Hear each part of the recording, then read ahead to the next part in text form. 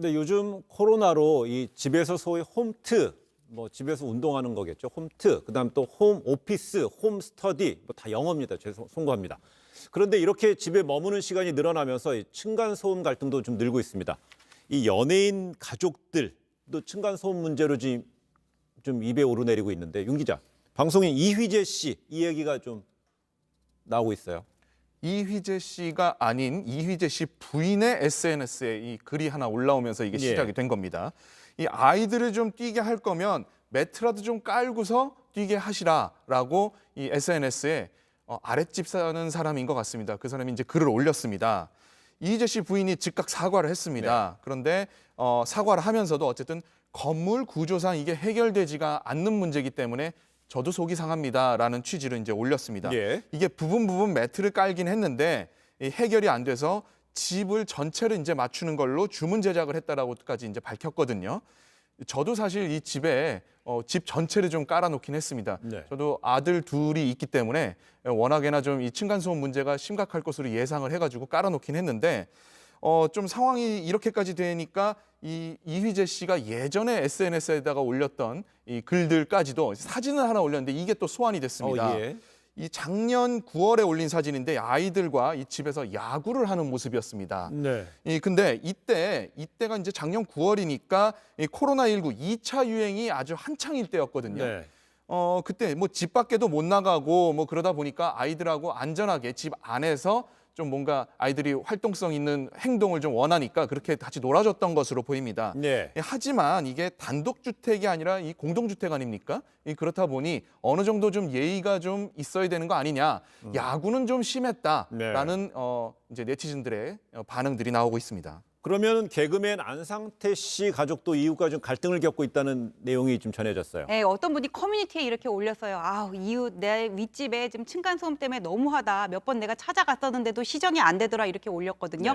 근데 그 윗집이 누구인지 거기에 명확히 나타나진 않지만 이분이 올린 다른 글들을 보면은 그 윗집 사람이 개그맨 이제 안상태 씨다 그런 것들이 이제 특정이 지어지는 거예요. 그러니까 여기에 대해서 비판을 받게 되니까 안상태 씨 부인은 아니 층간소음 문제로 한 번도 이웃하고 얼굴 붉힌 적이 없었는데 너무하다 왜 우리만 타겟이 되냐 이렇게 억울함을 밝혔고 안상태 씨 같은 경우에는 사죄는 하면서 다만 우리가 그 층간 소음 때문에 그 아이들 그 뭐라 그러죠? 트램펄린, 덤블링 있죠? 트램펄린하고 에어짐을 설치했는데 우리는 층간 소음 때문에 그런 거를 설치하면서 나름 주의를 했는데 소음이 들렸다고 하니까 미안하다, 이사 가겠다 지금 이렇게 밝혀서 좀 이렇게 상호 공방적인 측면으로 발전을 했는데 어쨌거나 안상태 씨 측에서 이사를 간다고 하니까는 이 논의는 일단 일단락 될 거는 같아요. 그런데 지금 저기 화면에 보시는 트램펄린 있죠? 아이들 뛰는 거. 저게 이렇게 이 다리가 딱 아구가 안 맞으면 덜커덩 하면 막 소리 나거든요. 그다음에 에어짐 같은 것도 매트리스를 안 깔아놓으면은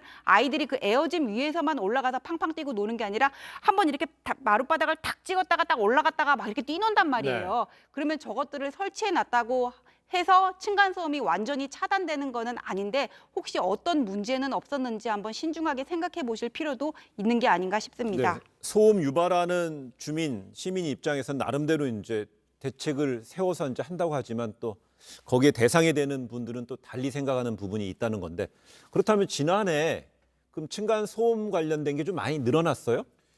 지난해 이 층간소음 이웃사회센터라는 곳이 있습니다. 여기에 접수된 민원을 한번 보니까 작년에만 이 4만 2천여 건이 넘습니다. 이거 두 배 가까이 넘었네요. 그렇습니다. 전년도까지 연간 평균으로 나오는 게 2만 500여 건. 이거의 2배가 넘는 겁니다. 그렇다 보니까 이 중에 이걸 또 한번 좀 분석을 해봤는데 가장 많은 민원이 이제 뛰거나 걷는 소리였습니다. 이게 68%, 거의 70%가 그냥 걷거나 뛰는 소리였습니다. 그러니까 아까 전 변호사님이 얘기한 뭐 트램폴린이라든지 아니면 놀이기구 뭐 이런 극단적인 어떤 행동이 아니라 그냥 걷거나 뛰는 행동만으로도 문제가 발생을 하는 게 대다수라는 겁니다. 이게 해외나 국내 여행 이것도 아주 제한적이고 뭐 식당 가서 가족들끼리 외식하는 것도 지금 잘 못 가지 않습니까? 또 학교나 뭐 학원 이런 데도 못 가고다 보니까 항상 뭐 아랫집에 죄 짓는 마음으로 사는 사람들도 있고 또 아니면은 또 아랫집 입장에서도 이 정도 건을 가지고서 또 이야기를 해야 되나 말아야 되나 이런 얘기를 하는 사람들도 있지만 이게 뭐 현실에서는 좀 극단적으로 또 감정이 표출돼 나오기도 하거든요. 모두가 좀 조심해야 되는 상황입니다. 윤 기자, 그런데 최근에 그 복지부가 코로나 좀 우울감을 극복하자면서 이른바 집콕, 집에서 콕 박혀서 뭐 댄스하자 이런 집콕 댄스 영상을 공개했는데 이게 또 문제가 된다면서요. 그 영상에서 나오는 예. 것도 또 이게 지금 집에서 댄스라는 거는 좀 심각하게 많이 움직여야 되는 상황인데 뭐 뛰거나 이런 것도 있는데 그런 장면들을 집에서 하라는 거냐라는 이야기가 나올 수도 있고 네. 또 그 해당 영상에서 지금 보시면 가만히 세보면 6명이거든요. 네. 이걸 만들 때는 이제 그런 거를 생각을 하지 못했지만은 이 5명 집합 금지에 이것도 걸리는 거 아니냐 이런 얘기까지도 이제 나옵니다. 저 일가족이면 상관없잖아요. 뭐 그렇긴 합니다. 그렇지만 일가족이라고 보기엔 또 좀 연령대 구성이 좀 이상하긴 합니다. 예. 예. 네. 예. 어떨까요? 이 층간 소음으로 인한 이웃 간의 갈등 이게 어떻게 원만하게 해결할지 이게 솔로몬의 지혜가 필요할 것 같아요. 근데 솔로몬이 살아서 돌아온다고 하더라도 이거는 진짜 지혜를 못 낼 것 같아요. 이게 뭐 층간소음 이웃 사이 센터 같은 거 있다고 하더라도 결국 해결책은 서로 배려하는 방법밖에 없거든요. 네. 그래서 이게 할 수 있는 게 이사를 가면 제일 좋겠지만 우리나라는 어차피 인구 수에 비해서 땅이 작아요. 대부분 아파트에 살 수밖에 없고 건축물 자체의 문제는 단기간에 해결될 수 있는 게 아니잖아요. 그래서 윤정식 기자들 집처럼 매트리스를 집 전체에 이렇게 깔아두거나 저같이 운동을 못해서 답답한 성인 같은 경우에는 요가 매트리스 같은 거 이렇게 하나 깔아놓고 유튜브에서 막 크게 동작 없이 운동할 수 있는 거인데 그거 열심히 하면 그래도 조금 살 빠지거든요. 그런 방법으로 내가 조금이라도 이웃에게 불편을 주지 않고 내가 좀 즐거울 수 있는 방안들을 생각을 해야지 완벽한 해결책을 찾으신다면 없습니다. 근데 지금 어른들은 이런 식으로 이제 이야기해서 되지만 아이들은요. 뛰어놀고 싶은 게 욕구고 본능인데 아이들을 제어시키는 게 어려우니까 아이를 같이 기르는 가정에서는 너무너무 힘들 것 같으니까는요. 매트리스 전체 집 전체에 깔아놨다고 하셨잖아요. 저도 지금 이 자리에서 밝히지만 저희 밑에 집에 항상 이제 죄 짓는 기분이고 네. 엘리베이터에서 만나면 제가 구석으로 이렇게 좀 돌립니다. 예. 항상 배려하는 거. 솔로몬의 지혜는 없지만 그 뭐 여러 경전에 나오지 않습니까? 서로 사랑하면 더 좋을 것 같습니다.